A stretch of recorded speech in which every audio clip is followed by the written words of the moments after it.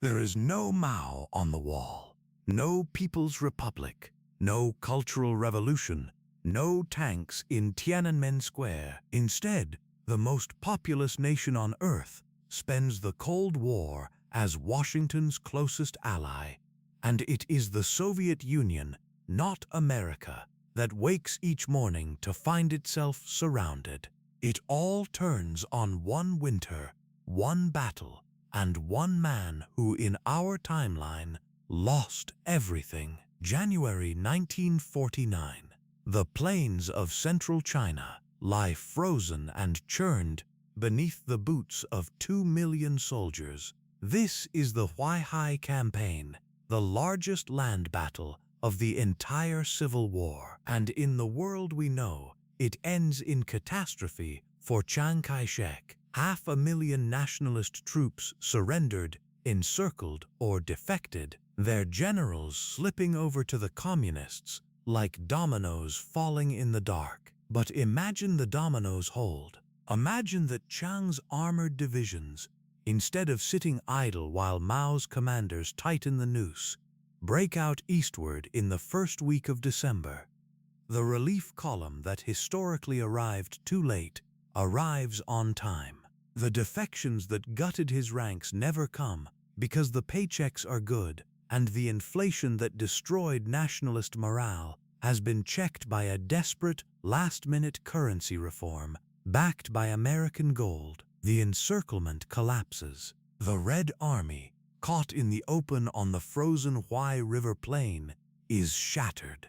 By spring, Mao is not declaring a republic from the gate of heavenly peace. He is retreating north into the Loess Hills with the remnant of an army that will never recover. This is the hinge of the 20th century, and it has just swung the other way. If a China that becomes America's greatest ally instead of its greatest rival sounds like a timeline worth chasing, subscribe and tell me in the comments which divergence I should redraw next. By October 1949, the very month that in our world gave birth to Communist China, Chiang Kai-shek stands instead in the rebuilt capital of Nanjing, presiding over a unified Republic of China. The gold reserves that historically vanished onto ships bound for Taiwan stay in the treasury at home. The 2 million refugees who fled across the strait never pack their bags. Taiwan itself remains what it had been for decades. An ordinary province, green and humid, growing sugar and rice, utterly unremarkable. And that single fact that there is no island fortress, no government in exile, no flashpoint in the strait, quietly erases one of the most dangerous fault lines of the next 70 years before it can ever form. The consequences begin to fall like the dominoes that didn't. Consider Korea. In our timeline, the war of 1950 spirals into catastrophe the moment hundreds of thousands of Chinese volunteers pour across the Yalu River to rescue a collapsing North. But a nationalist China, allied to Washington and bristling with hostility toward every communist on its borders, does not send those men south. It sends warnings north instead. When the conflict comes, and it still may, the United Nations forces reach the Yalu and do not stop. There is no human wave from China, no brutal retreat, no 38th parallel frozen into a wall. Korea is unified. The dynasty that would have ruled the North for 3 generations is never born. The demilitarized zone, that scar of barbed wire and silence, simply does not exist. Now follow the line south, into the jungles of Indochina.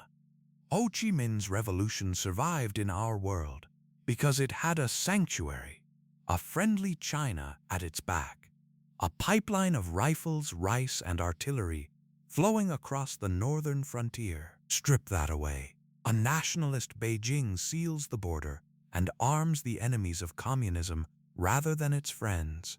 Ho's guerrillas, cut off from their arsenal, fight a far lonelier war. And so the great American tragedy of the 1960s, the helicopters, the draft cards, the divided nation, the 58,000 names on a black granite wall, may never be written at all. Whole wars vanished. Whole generations who would have marched off and not returned, left instead to grow old. But the deepest transformation is not military, it is industrial. Picture the Yangtze Delta in 1958. In our timeline, these years belong to the Great Leap Forward, a catastrophe of forced collectivization and famine.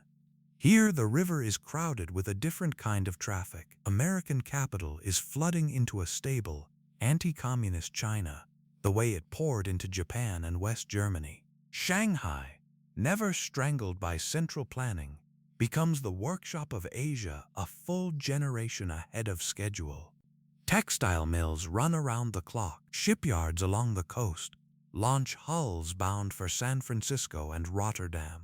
By the mid-1960s, the label that the modern world knows so well, Made in China, already hangs on shelves from London to Los Angeles, except it hangs there 20 years early, stitched not under a red flag, but under the white sun of the Kuomintang. The cheap radios, the toys, the transistors that our timeline assigned to Japan and Korea and Taiwan are instead spread across a single vast nation of 600 million people, learning capitalism with American engineers at its elbow. The smell of this China is coal smoke and frying oil and wet concrete. The sound is the hammer and the lathe, the freighter's horn, the clatter of a stock exchange reopening in a city that, in our world, would have spent these decades in revolutionary silence. And then there is Moscow. Here lies the cruelest reversal of all. In our timeline,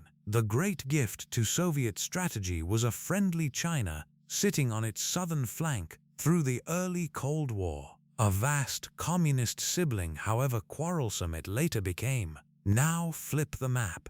The Soviet Union faces a hostile, American-armed China stretching along nearly its entire southern border, from the Pamirs to the Pacific. The Sino-Soviet split, which in reality erupted into a tense rivalry by 1960, here becomes something far more dangerous. A Sino-Soviet front line, garrisoned and watched on both sides. Stalin's heirs find themselves encircled. To the west, NATO. To the east, Japan rebuilt by America. And now to the south, a nationalist colossus of unimaginable manpower, supplied with the best the West can ship. The Kremlin, in this world, never sleeps easily. The Cold War does not become safer for this. A surrounded bear is not a tame one. The decades that follow are tense in ways our timeline never knew. Border standoffs along the Amur, a frantic race to lock down the buffer states, a Soviet leadership convinced the noose is tightening with every passing year, and yet the great irony hums underneath it all. A nation that, in our world, would spend the 21st century as America's chief rival is here its chief partner. There is no trade war, because the trade simply flows. There is no chip war, no question of strait or sovereignty, no rising challenger to the Western order, because in this timeline, the most populous country on Earth never rose against that order. It built it. By the 1970s, when our world watched a single American president fly to Beijing to shake the hand of Mao Zedong in a moment that stunned the planet, here there is no such drama. There is nothing to thaw.